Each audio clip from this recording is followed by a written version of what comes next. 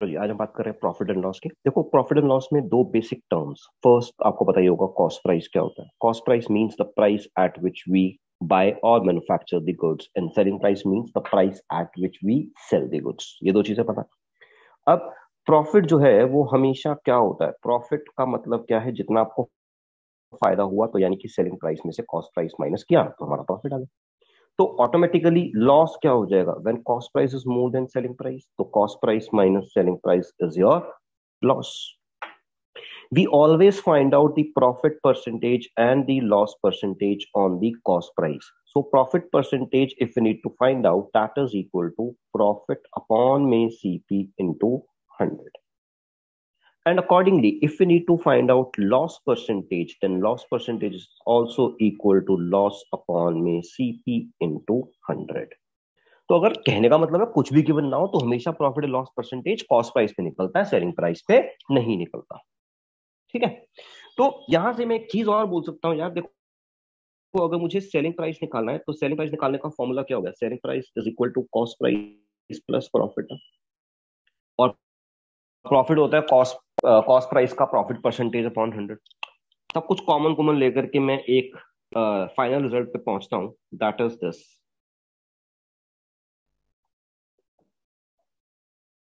तो selling price का formula हो गया cost price into 100 plus minus x upon 100। देखो ये कैसे हुआ? अब एक बात सोचो, अगर मैं आपको बोलता हूँ जनरली कि I sold my goods at 20% profit, so that means I sold my goods at 120%. And if I say that I sold my goods at 10% loss, so that obviously means I sold my goods at 90%, ना? So for profit I'll add and for loss I'll subtract. ठीक है। अब मैंने आपको बताया अभी एक चीज कि जब भी हम सेलिंग प्राइस, जब भी हम प्रॉफिट की बात करते हैं तो हमेशा वो कॉस्ट प्राइस पे होता है। बट कभी कभार क्या होता है आपके एग्जाम में ना, सेलिंग प्राइस पे भी गिवन हो सकता है। उसे कैसे कन्वर्ट करेंगे, ध्यान से समझना। मान लो आपके गुड्स का cost price is 100 rupees, selling price is let's suppose 120, so obviously profit हो गया 20। ठीक है। अब प्रॉफिट परसेंटेज ऑन सीपी अगर मुझे निकालना है तो that is equal to what? आप देखेंगे 20 अपॉन में 100 into 100, which is equal to 20%, or I can say that is equal to 150. अगर मुझे निकालना है profit percentage on selling price तो दैट इज 20 अपॉन 120 इंटू 100। अब 20 अपॉन 120 मीन्स 16। आपने परसेंटेज की अगर वीडियो देखे तो उसमें देखा होगा कि 16 का मतलब क्या होता है? 16.66%। तो यहां से मैंने क्या देखा, क्या देख रहा हूं मैं? That profit is n by d of cp, it is equal to n by d plus n of sp, right? ये मैंने आप लोगों को परसेंटेज में भी समझाया था। यहां पे ध्यान से देखो, अगर प्रॉफिट जो है वो 1/5 ऑफ सीपी है, so that is equal to 1/5 plus 1, यानी कि 1/6 ऑफ एसपी। तो ऐसे उल्टा भी हो जाएगा। अगर profit n by D of SP है तो n by D minus n of क्या हो जाएगा? सीपी हो जाएगा। ठीक है। ये कहानी हो गई प्रॉफिट की। अभी इसी की हम कहानी आगे समझते हैं लॉस में कैसे होगा। मान लो अगर आपका कॉस्ट प्राइस है 100 रुपीज का, आपका सेलिंग प्राइस है 80 रुपीज का, सो ऑब्वियसली आपका जो लॉस है वो है 20 रुपीज का। सो अगर परसेंटेज लॉस ऑन सीपी हम लोग निकालते हैं तो वो हो जाएगा 20 अपॉन 100 इंटू 100। ठीक है। तो वो कितना हो गया? 20%, यानी कि वही हो गया 150। और percentage loss on selling price निकालें तो वो हो गया 20 अपॉन 80 इंटू 100, यानी कि 1/4, यानी कि 25%। ठीक है। तो कहने का मतलब क्या है? दैट इफ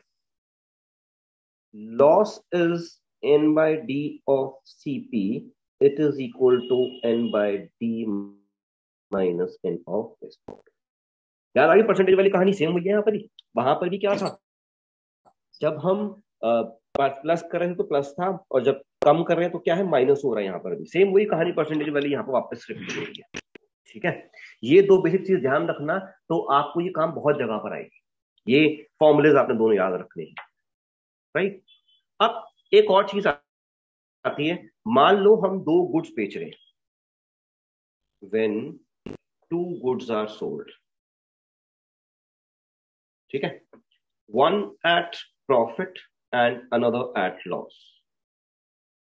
एक तो आप बेच रहे हो प्रॉफिट पे और दूसरा बेच रहे हो लॉस पे, and also profit percentage is equal to loss percentage is equal to X. Profit percentage जो है वो लॉस परसेंटेज के बराबर है और दोनों है एक्स मान लो। तो इस पे पहला case, when cost price are same, अगर कॉस्ट प्राइस दोनों के सेम है और सेम प्रॉफिट और लॉस परसेंटेज है तो ऑब्वियसली ना कोई प्रॉफिट होगा ना कोई लॉस होगा, तो that is situation of no profit no loss. ठीक है, but if SPs are same, अब मैंने आप लोगों को परसेंटेज में कराया, देखो रिलेटेड है ऐसा टॉपिक है। जब मैंने परसेंटेज करा के बताया था आप लोगों को कि अगर सेम परसेंटेज से इंक्रीज डिक्रीज तो क्या होता है, सेम यहां पर भी वही होगा, always loss by x by 10 का स्क्वायर परसेंटेज, सेम वही कहानी होगी ना। ठीक है, ये आपने ध्यान रखना है। अगर कॉस्ट प्राइस सेम है तो no profit no loss, selling price same है तो always loss by x by 10 का स्क्वायर परसेंटेज। नाउ एक और कहानी इसके साथ साथ हम लोग देखते हैं। अब डिस्काउंट की बात आती है, देखो यार एक आपका मार्क प्राइस होता है, एक डिस्काउंट होता है, एक सेलिंग प्राइस होता है। अब स्टार्ट कैसे होता है, हमेशा पहले एक मार्क प्राइस या फिर लेस प्राइस गिवन होता है, उसमें से हम लोग डिस्काउंट माइनस करते हैं तो हमारा सेलिंग प्राइस आता है। सेलिंग प्राइस में से हम कॉस्ट प्राइस माइनस करते हैं तो प्रॉफिट या लॉस का पता लगता है। अगर ये पॉजिटिव है तो ऑब्वियसली प्रॉफिट है, नेगेटिव है तो ऑब्वियसली क्या है वो लॉस है। तो कहने का मतलब क्या हुआ कि डिस्काउंट परसेंटेज जो है अगर मुझे निकालना है तो वो हमेशा किस पे निकलेगा, मार्क प्राइस पे। तो डिस्काउंट अपॉन में mark price into 100। So discount percentage is always equal to discount upon में मार्क प्राइस इनटू 100। अब जैसे कई बार स्कीम लगी होती है, बाय 2 गेट 3 फ्री। अब यहां पे आपने डिस्काउंट परसेंटेज निकालना है तो आप कैसे निकाल सकते हो, डिस्काउंट परसेंटेज निकालने के लिए आपको पता है डिस्काउंट, डिस्काउंट का मतलब जो फ्री मिल रहा है। ठीक है, डिस्काउंट कितना है 3 अपॉन में mark price of all that is 5 into 100। तो 5 इंटू 20 यानी कितना परसेंटेज का डिस्काउंट हो गया, 60%। तो ये चीज ध्यान रखना, कई बार ठगे जाते हो आप लोग कि भैया वो कहता है कि अगर आप एक ले रहे हो तो आपको 50% का डिस्काउंट मिलेगा, बट अल्टीमेटली डिस्काउंट कितना है, 60% का। ठीक है जी, तो this is all about the profit and loss. आपको क्वेश्चंस करना, कोई दिक्कत आएगी उसमें डाउट्स आपको बताओ।